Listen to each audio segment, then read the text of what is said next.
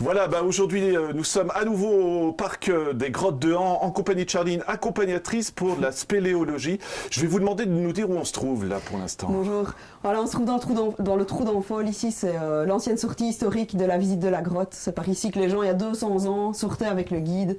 Ils n'avaient pas d'électricité, ils étaient à la torche. Donc voilà, c'est une visite un peu spéciale aujourd'hui. Voilà, c'est une visite qui est pour tout le monde. On peut amener les enfants par exemple? Pour tout le monde, les enfants à partir de 6 ans et non accompagnés à partir de 12 ans. Voilà, eh bien écoutez, ce qu'on va faire, on va rentrer tout de suite puis on discutera au fur et à mesure de la balade. Super, on suit.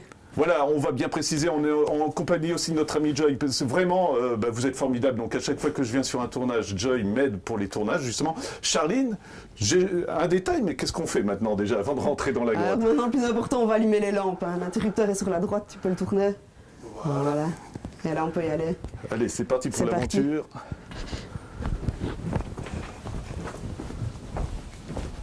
Voilà Charline, on est à peine rentré, il faut déjà faire des cascades.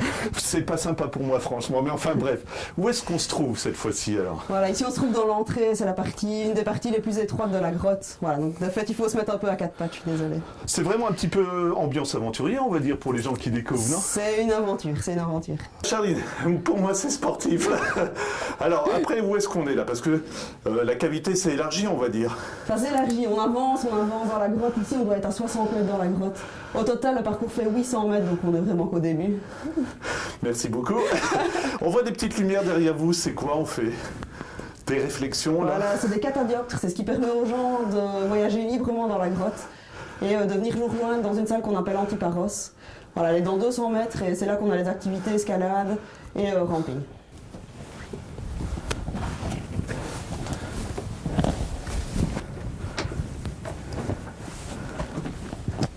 Bon alors Charline, comment vous faites? Parce que moi j'ai mis une demi-heure pour faire ce passage et vous en 30 secondes c'est fait. Non, on a l'habitude, on le fait tous les jours.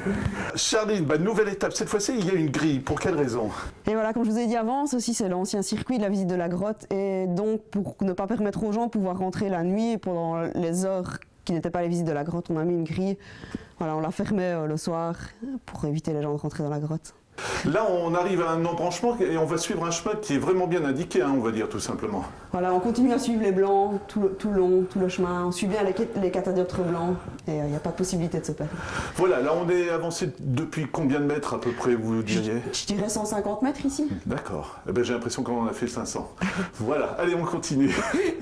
Justement, là on est rentré dans une cavité beaucoup plus large même je dirais. Plein de petites lumières, c'est quoi là-haut?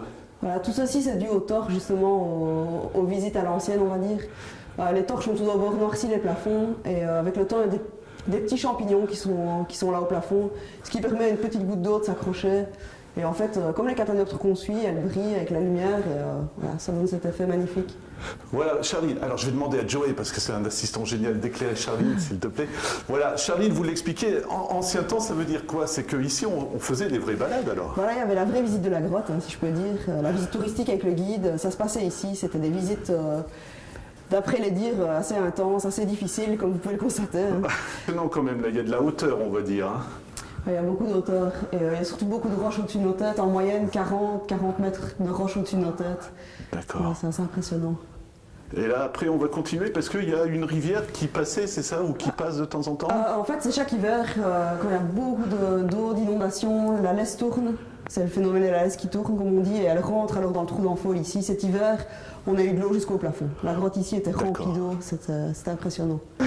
Mais Charline, là, on est en plein dans la boue, hein, on est d'accord? Justement, dû à la rivière, cet hiver, ça a laissé pas mal de traces ici. Il y a pas mal d'eau et pas mal de boue.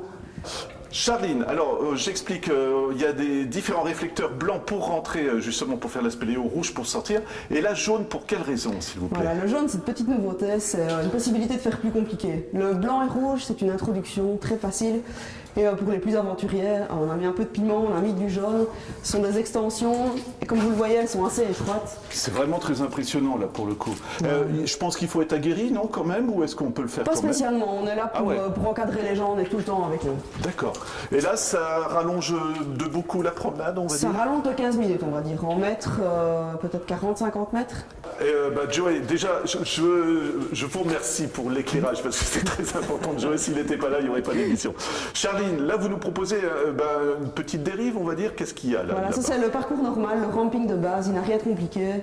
Voilà, c'est une petite façon de se familiariser avec les étroitures ici dans la grotte pour pouvoir essayer plus difficile après.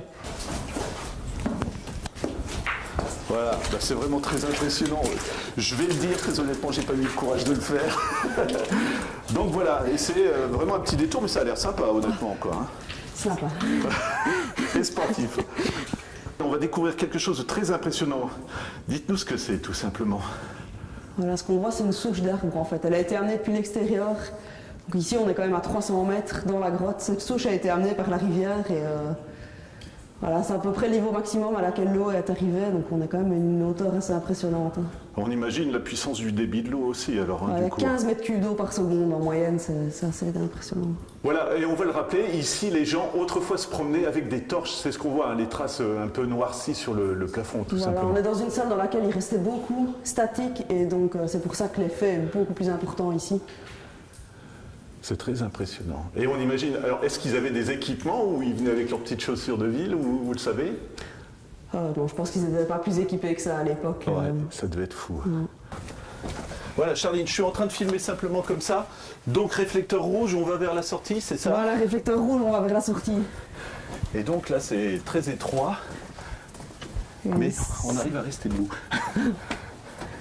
Voilà, comme je vous montrais avant, ici on est dans le jaune, c'est une partie des extensions. Et pour ceux qui veulent faire plus difficile, voilà, ici il y a vraiment de l'aventure. Petite surprise, alors qu'est-ce qu'on est en train de découvrir?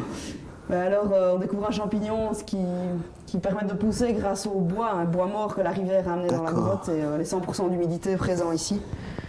Voilà, c'est une zone parfaite pour les champignons. Hop.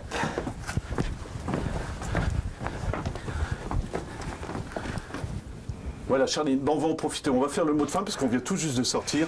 Déjà, on vous remercie parce que c'était vraiment très sympa à découvrir. Comment ça se passe si on veut le faire, justement, le parcours? Je pense qu'on peut prendre des réservations sur Internet et le plus simple c'est de prendre contact ici avec notre service réservation ou à l'information des grottes d'An. Voilà, et on va préciser hors saison, il y a beaucoup moins de balades, c'est ça? Comment ça se passe? Hors saison, on est ouvert le week-end et pendant les vacances scolaires. On n'ouvre pas la semaine. Voilà, tout ce qui est week-end et vacances scolaires, vous pouvez venir nous visiter, il n'y a pas de souci. Et si on vit avec un petit, à partir de quel âge quand même? Parce que c'est un petit peu costaud. On va dire 6 ans, mais ça dépend aussi de l'enfant, ça dépend de l'esprit d'aventure de l'enfant, c'est à voir. Voilà, pour une balade de 1h30 à peu près, on va si on dire fait une heure, ouais, une bonne heure. Voilà, merci beaucoup Charline, c'était un plaisir de vous rencontrer. Il n'y a pas de souci, merci.